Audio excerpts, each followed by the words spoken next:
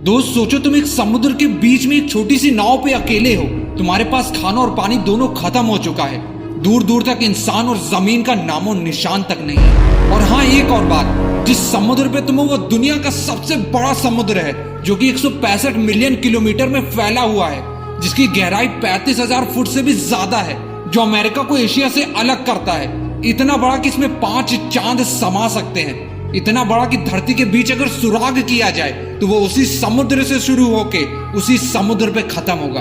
हाँ, मैं बात कर रहा हूँ दुनिया के सबसे बड़े समुद्र की, द पैसिफिक ओशियन, प्रशांत महासागर की। आज जो मैं सुनाने वाला हूँ वो ऐसी ही सच्ची घटना पे आधारित है जिसे सुन के आज तुम्हारे रोंगटे खड़े हो जाएंगे, जिससे आज तुम कुछ नया और बहुत ही अद्भुत सा कुछ सीख के जाओगे।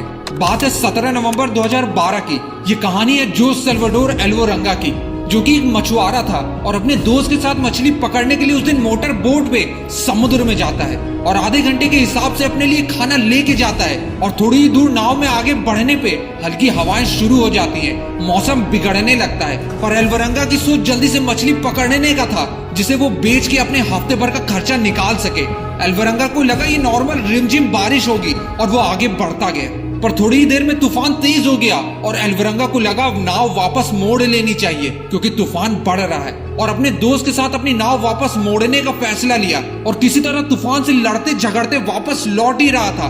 किसी बीच लहरें तेज हो गईं। नाव को डूबने से बचाने के लिए मछली का जाल काट दिया और बाकी सारी चीजें समुद्र में फेंक दी, जिससे नाव हल्की हो जाए और तूफान के झटके झेल सके। अब वापस जमीन पर लौटने के लिए 24 किलोमीटर की दूरी बची थी और किनारा दिखने लगा था। तभी ऐसा कुछ होता है जो एल्वोरंगा और उसके दोस्त के होश उड़ा गया, और वो था कि उनकी नाव के मोटर से धुआं निकलने लगता है। मोटर खराब हो जाती, जिसकी वजह से शिप को आगे बढ़ाने का कंट्रोल उनके हाथ से खो जाता है। और क्योंकि नाव में कोई चप्पू नहीं था, समुद्र की ताकतवर लहरें नाव की दिशा को बदलने लगती हैं और एल्वोरंगा और उसके दोस्त खुद को जमीन से दूर होते देखने के अलावा कुछ नहीं कर पाते। फिर उनको मोटर बोट में लगी रेडियो का ख्याल आता है, जो उनकी लास्ट होप थी। वो रेडियो सिग्नल के थ्रू कांटेक्ट करके मदद मांगते हैं और उनको ढूंढने के लिए नेवी समुद्र में उतर जाती है। पर अपनी लोकेशन शेयर करने के लिए वो आखिरी होप, रेडियो की बैटरी भी डेड हो जाती है। और तूफान इतनी तेज था कि वो एल्वोरंगा की नाव को किनारे से 400 किलोमीटर दूर लेके चली जाती है। इतने बड़े समुद्र में रेस्क्यू टीम को पता चलने के बावजूद टीम एल्वोरंगा को ढूंढ नहीं पाती। खाना बहुत कम था और जल्दी वो खाना भी खत्म हो गया, और चारों तरफ अगर कुछ दिख रहा था तो वो था बस पानी।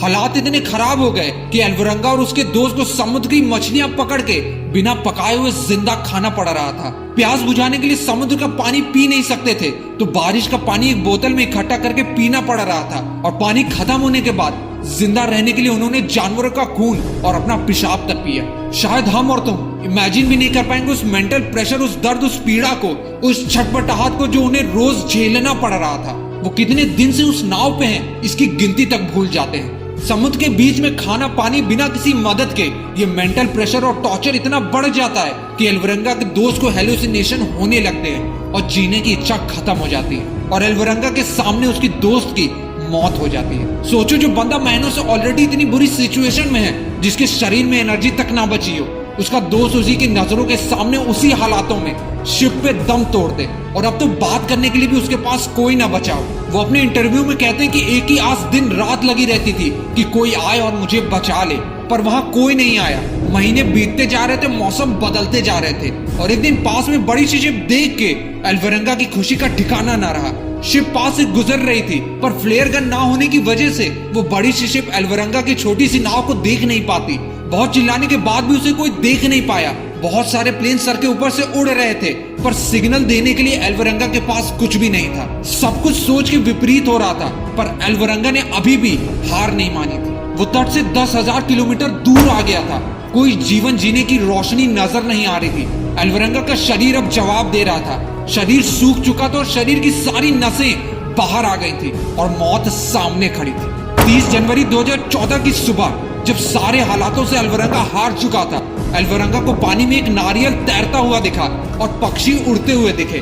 वो देख के एल्वोरंगा के मानो बेजान शरीर में जान आ गई। दूर देखते ही एल्वोरंगा को एक छोटा सा आइलैंड दिख जाता है, जिस शरीर में हिलने की ताकत नहीं थी। उस शरीर के साथ एल्वोरंगा नाव से कूद के तैरते हुए उस दिशा में आगे बढ़ जाता है और किनारे तक पहुंच जाता है। और जैसे ही आइलैंड पे पहुंचता है वो चल भी नहीं पाता, क्योंकि वो चलना भूल जाता है। उसे पता भी नहीं उसने कितने महीने बाद जमीन पे पैर रखा। और किस्मत से वहाँ एक आइलैंड का लोकल गार्ड खड़ा था। गार्ड ने अल्वरंगा को देख लिया। वो अल्वरंगा के पास पहुंचा और अल्वरंगा ने सबसे पहले उस दिन की डेट पूछी। तब पता चलता है कि अल्वरंगा पूरे 438 दिन से पानी के ऊपर थे, जो कि 1 साल 2 महीने होते हैं। गार्ड ने फिर तुरंत वहां के एक लोकल टीम को बताया और अल्वरंगा के लिए मदद मंगाई। अल्वरंगा जब 1 साल 2 महीने बाद अपने घर पहुंचा तो किसी को वहां पर विश्वास नहीं हुआ। वो वापस अपने परिवार से मिले और उन्होंने अपनी जीवन पे एक किताब लिखी, 438 डेज, जिसे best survival book of the decade कहा गया। दोस्त, अल्वरंगा के पास ना तो खाना था, ना तो साफ पानी, ना मदद के लिए कोई इंसान था। तो बस एक चीज जो उन्होंने खुद से बार बार कही, वो था कि कितनी ही मुश्किल भरी परिस्थितियां क्यों ना आ जाएं, साला सिचुएशन मुश्किल से बदतर क्यों ना हो जाए, मैं जिंदगी से हार नहीं मानूंगा। मैं यहाँ से जिंदा निकल सकता हूँ, मैं हार नहीं मान सकता, मुझे जिंदा रहना होगा। ये हार ना मानने का पागलपन ही था जो अल्वरंगा ने मौत के मुंह से अपनी जिंदगी छीन ली। दोस्त, लाइफ में तुम्हारे सामने कितनी मुश्किलें क्यों ना आ जाए, कभी हार मत मानना, क्योंकि परिस्थितियां जितना ज्यादा तुमको तोड़ती हैं, कहीं ज्यादा तुमको उससे मजबूत बनाती हैं। जब भी जिंदगी में निराशा या कोई रास्ता नजर ना आए तो इस कहानी को जरूर याद कर लेना और खुद से एक बात जरूर कहते रहना कि मैं हार नहीं मान सकता, क्योंकि दोस्त, कोई तुम्हें तब तक नहीं हरा सकता जब तक तुम अपने आप से ना हार जाओ। अब इसी सीख के साथ मिलते हैं नेक्स्ट मोटिवेशनल फ्लाइट में। वीडियो अच्छी लगी तो उन सबके साथ शेयर कर देना जो हार मान के बैठे हैं। This is Ashish, bye bye.